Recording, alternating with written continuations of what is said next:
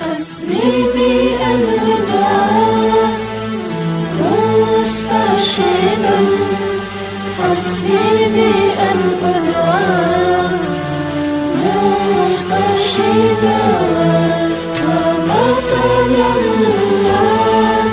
على الدين نبي وحب شيخنا الإمام الطيب. ni ñu ko waxee rek tey dañ fi daje comme ni ñu koy defee at mu jot mbokk taalibe yëpp jugee fu nekk ci ndigalu suñu kilifa Seydi Mouhamadul Moustapha Sy le responsable moral ñëw daje fii ci champ de course fii nga xam ne nii fi lañ amalee mawlid ni ñu koy defee at mu jot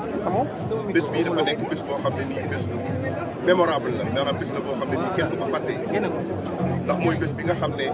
mën nañ jàpp ne mooy wane tàmbalik gàmmu gi ñu ñëw depuis ca fajar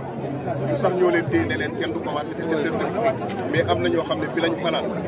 ngir yàlla ak pas-pas ngir yàlla ak toog xëy na ren ñax mi taxuloon mu bari moo tax liggéey bi sax ci mbay mi yàggul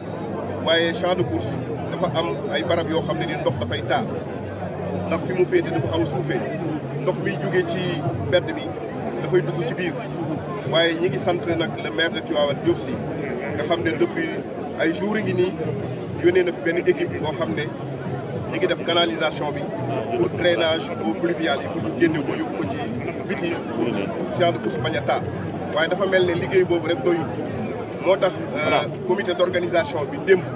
def na benn réunion bu am solo boo xam ne nii maam Cheikh Ahmed Tidiane Sy capitaine di suñu doomu sëriñ di suñu sëriñ teewoon na fi démb mu jiite réunion bi ànd ak commission yi nga xam ne ñooy liggéey ci biir gàmmu bi pour ñu xool yan changement la ñuy indi ci disposition tente yi ak ci organisation bi pour bu ko defee ndox mi même bu fekkee ne nii ñi ngi góorgóorlu ba lépp dañ ci nit bu yàq dara ci organisation bi te yaakaar naa ni am nañ tëralin yoo xam ne tëral nañ ko gàmmu gi nam daan demee nu borom lay demee incha allah ci barke kilifa bi. waa ndox mi pour mu dañ fii loolu yaakaar naa ni mairie bi mi ngi ciy def yitte ñun ñi ngi ciy def yitte xëy na buñ ci jógee ak autorité étatique yi buñ ci xalaatee ci ñëpp dugalee seen loxo yàlla mën na def ndox mi ñu tural ko solution définitive ba nga xam ne dootu fi mën a taati loolu nag yaakaar naa ni xëy na fii ak déwén danañ ci gën a xóotal xalaat yi daal. waaw ren coppite yi mën naa ne niñ ko daan defee lañ ko fas yéene defee incha allah xam nga tey bu ñu paree ci mbale mi waa comité waa CO muy comité d'organisation bi dañuy commencé installer tente yi commencé organisation matériel bi mais en même temps dafay correspondre ak presque fii tey wala suba démarrage yu burdu yi tey ci niveau daayiratul Moustarchidine wala Moustarchidaat aussi ci localité yëpp dañoo fas yéene def burdu yi te burdu yooyu ren dañ ko wutal thème central imam Samba ngi nii moo jiite commission de l'enseignement thème central bi ñu ngi ko delloo ci Seydina Muhammad sallallahu alayhi wa sallam ñi ko Serigne Moustapha Sy jàngale ndax moom dafa jàngale lu bari ci yonent bi daf ko jàngale ci dimension humaine am jàngale ko ci dimension spirituelle am jàngale ko ci dimension prophétique am dimension yooyu mbokk yi def nañ ci ay thèmes yu am solo yoo xam ne dañ koy wàccee ci nit ñi ñu mën a waajal gàmm gi ndax loolu dafa bokk ci préparation spirituelle li nga xam ne nii moom la nit ñi di waajale gàmm gi léegi nag bu ñu ñëwee Tivaouane tamit ci jouru mawlid bi xam nga ne suba gi ñëpp dañuy joxante rendez-vous kër sëriñ bi pour ziyaara ko pour accueillir ko mu saafoonteeg njaboot gi ñaanal leen su ko defee ñun ñëpp nag préparer guddi gi pour ñëw dajeeg moom fii ci champ de course mu délivrer ñun son message annuel bi nga xam ne nii moom lay joxe nga xam ne nii message la boo xam ne waxuma pour Moustarchidine yi mais pour toute la umma islamique mën na nekk viatique di yóbbal boo xam ne nii ndax danañu chaque année baaxee ci njàngalem yonent bi sallallahu alayhi wa sallam ak ci expérience dundam ak ci xam-xamam ak ci li ko yàlla baaxee loo xam ne njaboot gi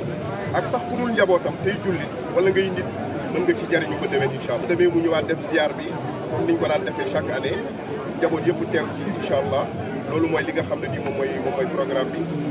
bon li des nag ci njaboot gi tey comme ni ko sa mbokk bi laaje sànq ci français ñoom ñëpp teel nañoo ñëw am na ñoo xam ne pratiquement fi lañ fanaan ngir yàlla ak seen pas-pas ngir yàlla aussi ak gëm li nga xam ne nii moom la ñuy def te lu ñu leen di fàttali amul ndax lépp lu ñu leen war a fàttali kilifa gi wax na leen ko te xam nañ ko te mooy li sëriñ Cheikh waxoon istifaadatul bi sakina mooy ñëw mobiliser wu mais ànd ak yar ngir yàlla ak ki ñuy màggal si guddeem bu yonent bi sallallahu alayhi wa sallam ngir yàlla ak Tiwaawan gii ñu koy defee nga xam ne fii hal yum na lil mutayaamini waaye ngir yàlla ak kilifa gi nga xam ne nii moom lañ ciy fekk te defe naa ni bàyyi nañ xel yooyu ñi ngi sant nag responsable yi nga xam ne yëpp ñoo fi nekk imam Samba ngi nii Mame Khalifa Sarr ñoom doyen Serigne Ndiaye Maxari mi nga xam ne mooy coordonné communication bi suñu mbokk Mbaye sa Mbaye ñoom ñoo nekk Italie ak góor gi Ablaye Fall ñi ngi sant ñëpp ñi nga xam ne nii teew nañ fi di jox ñëpp rendez-vous rek Cheikh Tidiane Sarr responsable ci biir daayira Moustarchidine jërëjëf je voudrais remercier l'ensemble de la presse nationale démarrage des activités du Mawlid ici au Champ de Courses comme à l'accoutumée en prélude à cet événement religieux. Les fidèles Moustarchidine sont venus de partout pour se donner rendez-vous ici, faire le travail de désherbage des champs de courses. C'est vrai, cette année, le travail n'a pas été très difficile parce qu'il n'y a pas eu de garde. Mais à cause des pluies diluviennes qui se sont abattues dans la ville sainte, il y a eu des flaques d'eau. Et aujourd'hui, les fidèles se sont donné rendez-vous ici pour nettoyer les champs de courses. Mais aussi, c'est l'occasion pour nous de remercier la mairie de Tivaouane qui a déployé aussi des moyens pour le drainage des eaux pluviales. Mais malgré cela, il reste encore des désagréments. C'est pourquoi cette année, le comité d'organisation et en parfaite collaboration aussi avec les autres services du mouvement a décidé de faire des changements, d'apporter des changements dans l'installation des tentes au niveau des champs de courses. Cela pour éviter les flaques d'eau qui sont un peu éparpillés dans le champ de course, dans les points bas de ce site-là. Donc c'est sur le plan organisationnel les dispositions que nous avons prises cette année pour modifier un peu l'installation des tentes afin de répondre aux attentes vraiment du public et aussi pour éviter les désagréments causés par les pluies. Maintenant, comme vous le savez, après le désherbage des champs de course, c'est automatiquement le démarrage des travaux piloté par le comité d'organisation et les autres services qui vont contribuer donc à la bonne organisation du Mawlid. Oui, pour éradiquer les flaques d'eau, ça va être très compliqué parce que nous avons eu beaucoup de réunions avec la municipalité de Tivaouane, avec aussi des spécialistes du mouvement. On a tenu plusieurs réunions. Rien que hier, Mame Cheikh Ahmed Tidiane Sy, capitaine, était là avec nous, avec toutes les commissions du mouvement, pour étudier donc cette lancinante question des eaux qui stagnent. Parce que le niveau est un peu bas et que les eaux qui ruissellent de la rue se déferlent au niveau des champs de courses. Aujourd'hui, il y a beaucoup de moyens qui sont déployés pour éradiquer cette eau-là, mais peut-être ça ne peut pas se faire cette année, mais peut-être d'ici l'année prochaine, avec l'implication des autorités municipales et de l'implication même des autorités étatiques, nous pourrons arriver à ces désagréments. Le programme habituel après le désherbage, c'est le début des travaux.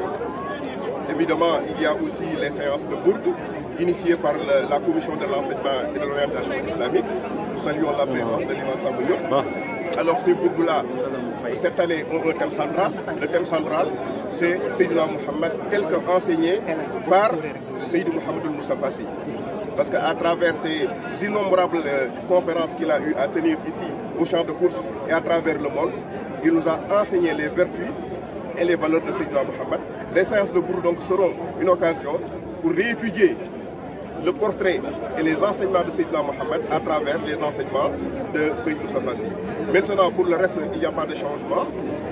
Le jour du Mawlid, comme nous avons l'habitude de le faire, nous allons accueillir le guide Cheikh Seydou Mohamed Moustapha Sy chez lui. Et c'est l'occasion aussi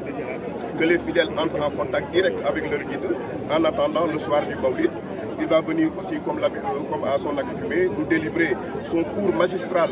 dont lui, le seul a le secret pour nous livrer encore des facettes sur la vie du prophète, ses enseignements. Et bien entendu, nous l'attendons et toute la Oumma aussi l'attend. Les temps forts aussi, le lendemain, il y a la Ziyara annuelle qu'on tient ici. Les fidèles sont toujours animés de détermination, de ferveur et de profonde conviction. On n'a pas grand-chose à leur dire parce qu'ils le savent déjà. C'est la discipline, c'est la mobilisation, c'est le respect des consignes qu'on leur donne pour venir assister donc à cette manifestation religieuse. حسبي بأن دعاء مسترشدا حسبي بأن أدعى مسترشدا